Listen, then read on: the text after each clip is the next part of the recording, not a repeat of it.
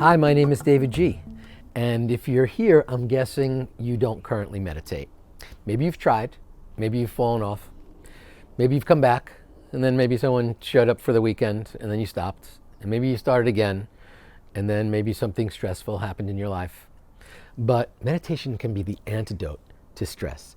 And meditation will make all aspects of your life better. And I know this is like some very, very gargantuan claim, but it's scientifically proven that when we meditate on a consistent basis, a few really powerful things happen. Number one, we actually ease the inflammation in our bodies and in our brain. So if you're feeling inflamed in any way, joints, body, head, that will ease. We actually start to fight germs at a higher level because meditating returns us to like this space of balance, of homeostasis, where our immune system is actually elevated. We slow our breathing down, and take longer, slower, deeper breaths. We slow our heartbeat down and actually our blood pressure as well.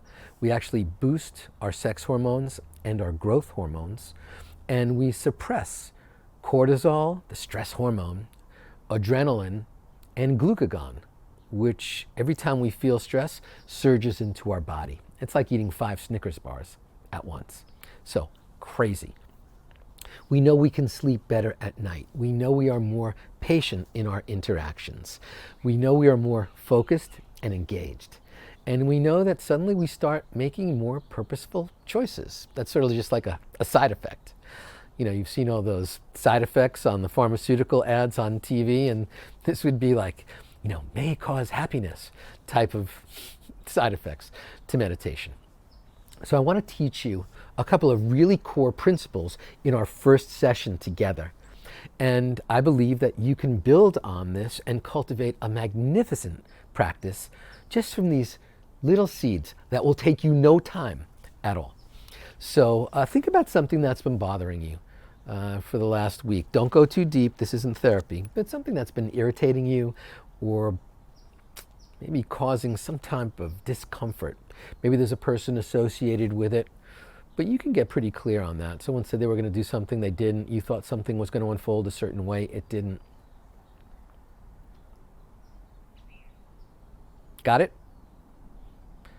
And now close your eyes and close them and take a long, slow, deep breath in and watch that breath as it goes down to your belly. And when it gets there, hold it and watch it and witness it and observe it. And now release that breath and watch it as it moves up your chest, through your throat, out through your nose or mouth. Keep exhaling. Keep exhaling that breath out as you witness it and watch it and observe it. That breath will dissipate into the ether. And now breathe normally. Open your eyes. And that was 16 seconds. And in those 16 seconds, you are not in the past. You are not in the future. In those 16 seconds, if you were playing along, and hopefully you were, you're actually not thinking about that thing I just asked you to think about. That's because you can't be in irritation or anger or discomfort and be fully present. So this technique I refer to as 16 seconds to clarity. And you can bust that out anytime you want. The key is to watch your breath as it's coming in, watch your breath as you're holding it, witness it as you're releasing it back out, and observing it as you hold that breath out. 4, 4, 4, 4, watching all the time. Now, if you just did that, you've just meditated. If we do that 4 times, it's about a minute. If we do it 20 times, it's about 5 minutes. And so you can have this as the core of your practice. Now, one of the biggest rookie mistakes is people saying, oh, but I had thoughts. It's like, okay, well, we have 60,000 to 80,000 thoughts a day. That's a lot of thoughts. That's a thought every 1.2 seconds. They're coming. And no technique will stop them. Hopefully nothing will stop them. Thoughts alive. And so as long as we're having thoughts, we are living and breathing, and it's all good. The beauty is that we have the ability to direct our thoughts in any moment, direct our attention to where we want it to be. We just proved it in this 16-second exercise. Even though I had asked you to think about an irritation, just by closing your eyes and watching your breath, you drifted away from that irritation into the present moment. So there are 6 stages to a present moment experience. And this happens with every present moment experience.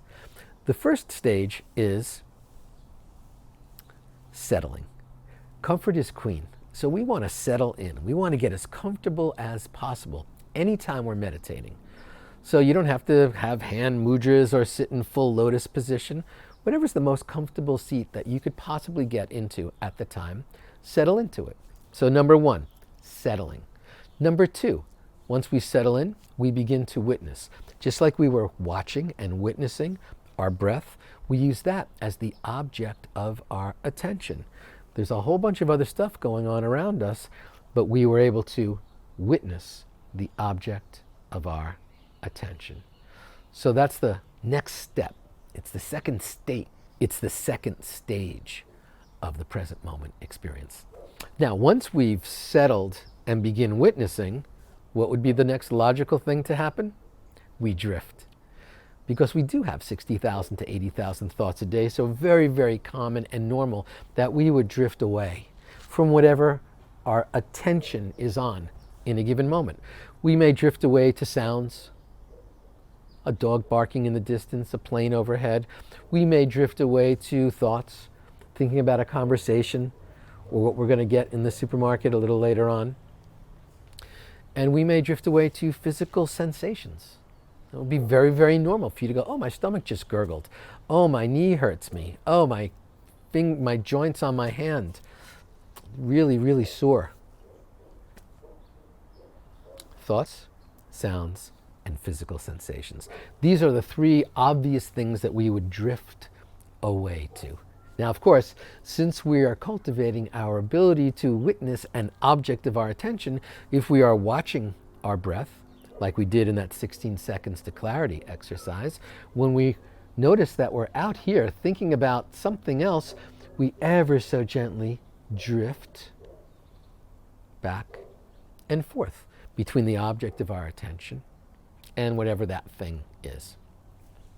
Once we begin to drift, this is where the problem all arises.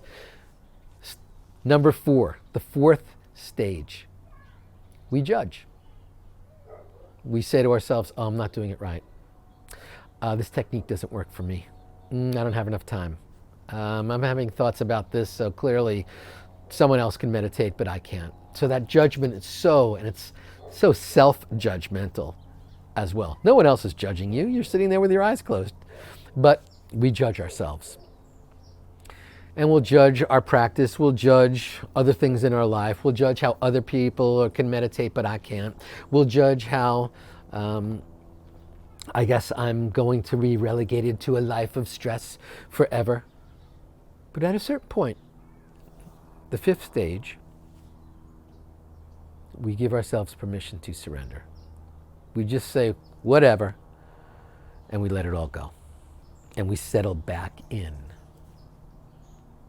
And the 6th stage is stillness. So think about that. Settling, witnessing, drifting, judging, surrendering, and stillness.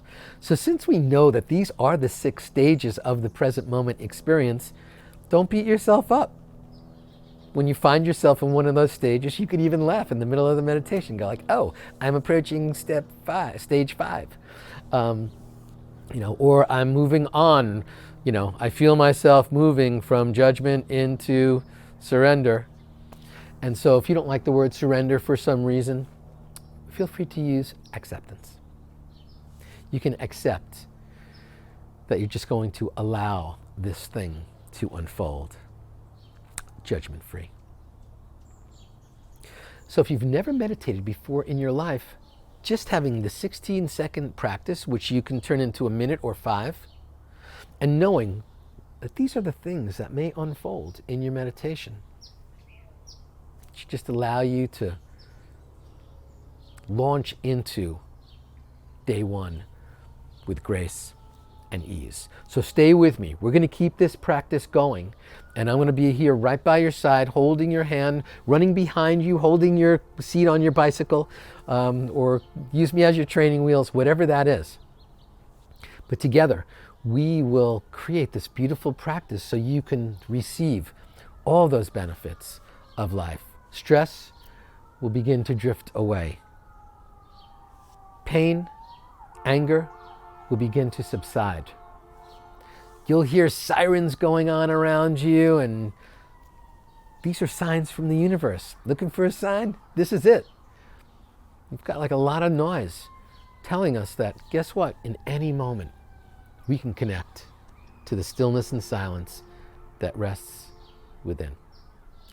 So join me again in our next session and give it a go. 16 seconds to clarity and the 6 stages of the present moment. So let's keep it going together.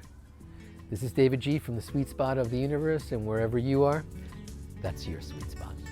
Namaste.